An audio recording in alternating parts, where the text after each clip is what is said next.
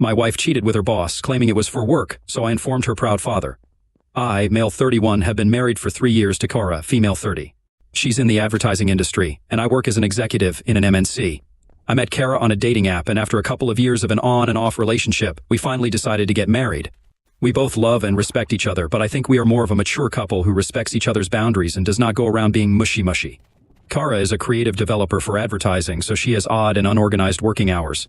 I was accommodating until now, like for the last 3 years, but now I sense something is just fishy.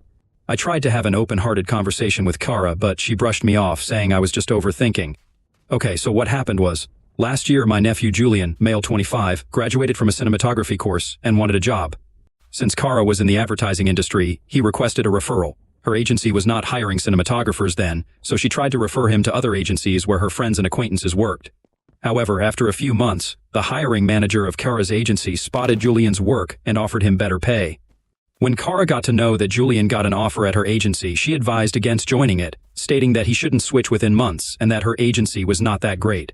It was a toxic work culture and so on. Surprisingly, Kara had never complained about her workplace being toxic before that discussion.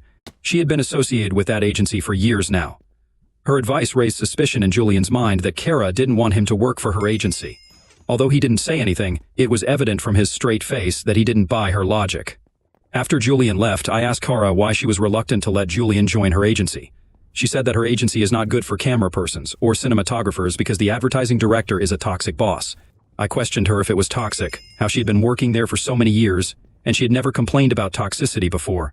She said that her line of reports is different. She reports to a creative head who is not toxic, but her friends have informed her that the advertising director is a cruel man. The next day, I called Julian and tried to give him the same reason as Kara gave it to me last night.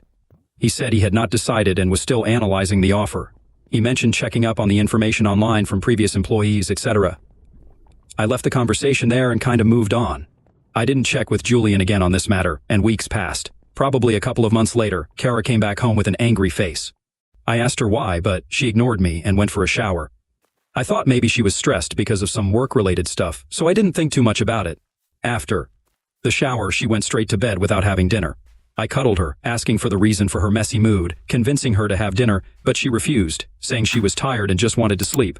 I backed out, giving her space because, after a hectic work shift, sometimes sleep is more important than food or husband. The next morning, she was normal. She didn't say anything, and I too ignored it to not make her angry. She came late that evening. I thought it was her usual shift extension or so, but she came, oh my God, she was fuming. She didn't wait for me to ask her the reason. She unleashed her temper on me. Apparently, she was angry because Julian ignored her advice and joined her agency. She went on to say that no one in my family loves her or respects her opinion. I was dumbfounded at her reaction. I mean, it wasn't a big deal if Julian didn't take her advice, right? He is an adult and has all the rights to choose his employers. Well, Kara has always been a strong-headed woman, and I adore her for her strong personality. It was because of her personality she was able to thrive in a career that was dominated by male counterparts. But sometimes Kara does get egotistic. In her early dating phase, I had difficulty dealing with her because she would often put her foot down and wouldn't budge from her decision. But over time, I realized that she was smart and intuitive. Her decisions and predictions have proved to be accurate more often than not. So I guess now I'm conditioned to go by her instincts, even if sometimes she wasn't able to back her point with logic. So when Kara unloaded her anger on me, I didn't flame up. It would have triggered her more. When she was done, I calmed her down. I assured her I believed in her judgment with my full self. But we cannot force this on our families, right? I told her that she tried her best to stop Julian from jumping into the firewall, but if he still chose that for himself, let it be. Let him taste that and repent. To satisfy her ego, I told her she would have the last laugh. Of course, I don't want my nephew to suffer, but one has to bear the consequences of one's decision. Besides, it wasn't bonded labor. He could get out of it whenever he wanted. Kara remained quiet while I pacified her. I wasn't able to make out if she was convinced, so I decided to let it pass. It has been more than 3 months since then, but Kara has been behaving weirdly. She has been giving me cold shoulders every now and then. On some days she behaves normally, and on some days she is no more than a stranger to me. I tried to have confrontations with her many times, but she brushed off her behavior under the rug of hectic work and so on. She further insists I not think too hard about it as I'm just overthinking about her. She is her normal self. I asked her if she was still upset with Julian's incident, but she said he didn't exist for her. I know her remarks are rude, but I also know that it's temporary. She would be fine after a while. I did not speak to Julian after he joined the agency, but I guess he is fine since he hasn't quit yet. I'm more concerned about Kara's behavior toward me. Sometimes I feel that her coldness is related to Julian ignoring her advice, that she doesn't feel valued, and sometimes I feel it is something else. I don't know how to get out of this. I initially think she is hiding something at work and doesn't want Julian to find out, and subsequently didn't want me finding out. OP. Update 1. Hi. As discussed with some of you over the comments on my post, I let that phase pass on its own. I focused on my work, joined a gym, and took up a goal of losing 10 pounds. But I guess Julian had something stored for me. Last week was Julian's birthday. Honestly, I don't remember anyone's birthday except for Kara's and our anniversary. I wouldn't have realized it until I saw it on social media, so I called up Julian to wish him. He sounded cheerful, but when I asked him about his work, he got quiet and said he wanted to meet me. He said that he had taken off that day and wanted to have lunch with me. It took me by surprise because a 25-year-old definitely doesn't want to have lunch on their birthday with their uncle unless it's serious business. I asked him if everything was okay at work because somewhere I trusted Kara and thought Julian's boss was actually toxic. I thought Julian had realized that he shouldn't have ignored Kara, so I agreed to meet up. I had to fake being sick to take a sudden day off, but I was curious to know what Julian had for me. During lunch, he was uncomfortable for most of the time. I asked him if anything was bothering him, but he said no. I even asked about his boss and work pressure, but he said that work was going great. His strange behavior made me uncomfortable, so I bluntly asked him if he wanted to share anything with me. He was caught off guard and admitted to having something on his mind. He told me that he has seen Kara be unusually close to her boss, the creative head. They always have lunch and coffee breaks together. She often left with him early from the office, which was a matter of office gossip. He said that Kara being his aunt troubles him when people speak such filthy words against her. Since everyone in the office knows about Julian being my nephew, they don't gossip about Kara in front of him, but, you know, these things spread quite fast. I asked him if he was unsure about it. He clenched his palms and apologized to me at least 100 times and said he was sorry to tell me all this. He initially hesitated to get into details, afraid of hurting me. He revealed the details only when I insisted. He added that it could be a mere rumor because they too have to accompany their boss during client meetings, so it could be possible that Kara was leaving the office for client meetings. I was heavy-headed and unable to process the information. My problem was that Julian wasn't sure about it. It could be more speculation, baseless gossip. Besides, I had no evidence to confront Kara, making my situation more suffocating. I went back home feeling disoriented. I was by myself for the entire evening. Also, at the dinner table, I buried my head on the plate and nibbled my food. Kara asked me a few times if I was okay, but I just nodded. I was unable to sleep, yet I tucked inside the blanket frigid. I don't know what I was thinking when I suddenly asked Kara, what was the exact reason why you didn't want Julian to join your agency? She was taken aback. She asked me why I brought this topic up again. I told her with a straight face that I met Julian today, and he was happy with his work as well as his boss. Kara rolled her eyes and put down her phone. She took a long breath and said, "Look, you know my intention was not wrong. I'm not sure how he has got along with his boss. Maybe because they both are of the same ideology." I asked her. "What did you mean by the same ideology?" She hesitantly told me that she found Julian to be of a conservative mindset who raises an eyebrow when the length of a woman's skirt is short or if the neckline is a few inches down. For Julian's boss, it is almost safe to say that he is a chauvinist who looks down upon women in the team. She said Julian is nosy and likes to dictate the women at his house, so she wasn't comfortable with him working for her agency. I asked her why she didn't tell this to me. She said it would hurt me, and it wasn't necessary to indulge in that detail. I didn't say a word after that. As I retrospect, I realized she was right to an extent. I have often heard Julian telling my sister she was no longer that young to wear such fashionable clothes or bright lip color. He was also against his sister's decision to move out of the house to live by herself. He once thrashed a boy black and blue when he found him talking to his sister cozily in the school cafeteria. So I'm a little dicey to make any judgment here. Although I trust Kara, I don't want to end up being blindsided and fooled. Whatever it be, I'm unable to completely dismiss Julian's instinct this time. I would appreciate any solid advice. Thanks much. Remain suspicious. I'm not sure your nephew has anything to lose by lying to you or over-dramatizing the truth. Ask him if he can keep an eye on her at work. Then you can get some solid evidence. Update 2. Thanks for some really good advice.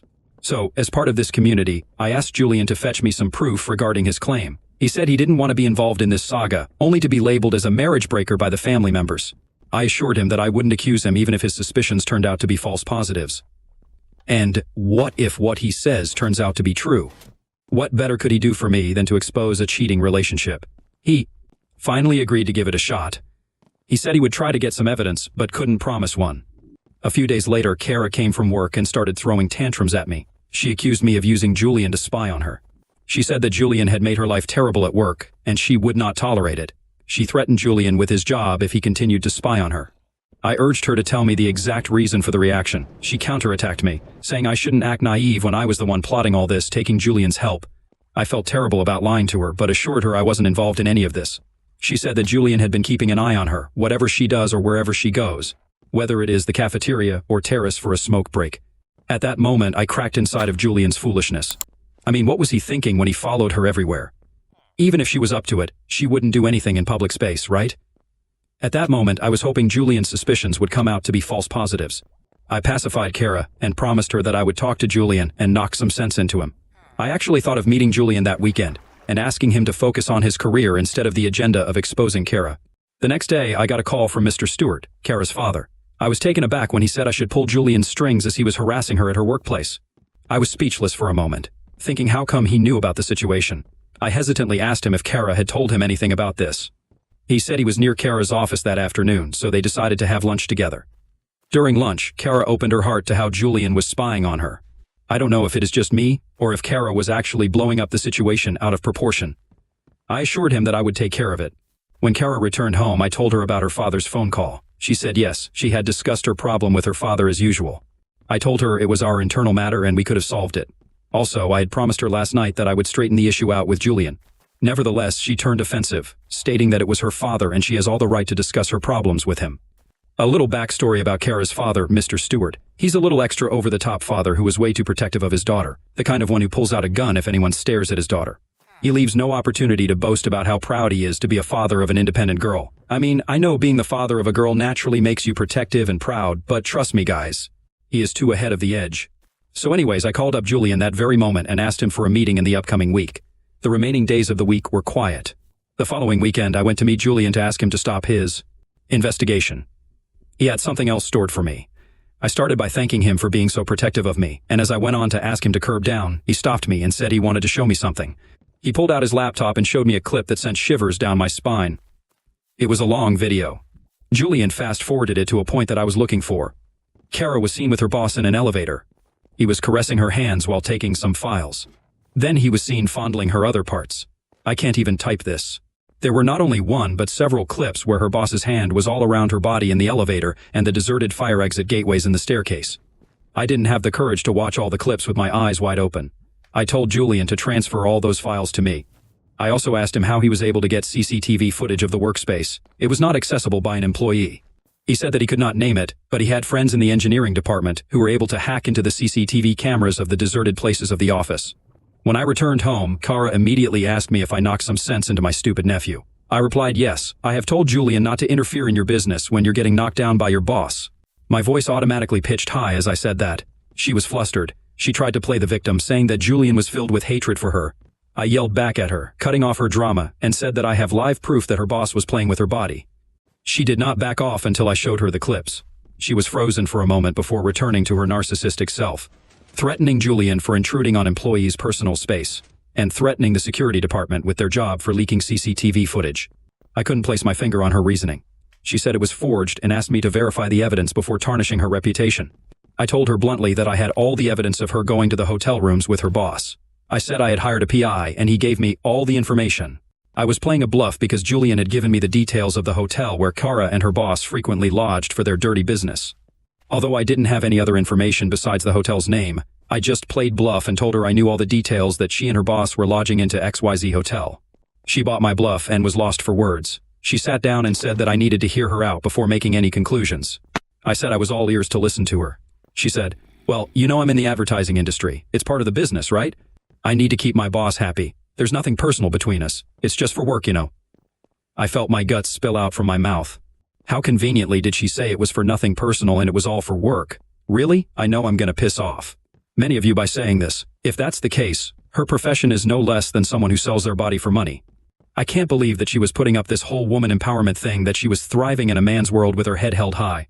No, not with her head held high, but with her knees bent down. I told her I wouldn't buy her logic, which was pure cheating. I made it clear that cheating was the end for me and I would be filing for divorce. Saying that, I locked myself in the room, packed up some stuff, and left the house. While I was leaving, I told her that she could vacate my house as soon as possible, and next we would meet in court. She didn't say anything. I lodged into a hotel for the night and took the next day's flight to Florida. I'll be honest, I wanted to run away from my miserable life. I called up my lawyer friend that very night and explained the situation. He took all the details from me and said he would send the divorce papers in a week to her residential address, her parents' house. Now, I want to get done with the divorce as soon as possible. I also know that it is not going to be easy. I don't know how I'll survive, if at all I will. I can't believe that she actually said, I need to keep my boss happy.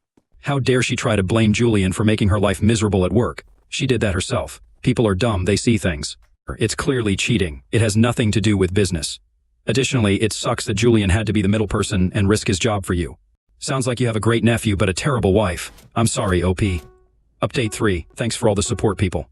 So I was still in Florida when my lawyer sent the divorce papers to Kara at her parents' house. A few hours after I got the confirmation from the lawyer that the papers had been shipped, I got a call from Kara's father.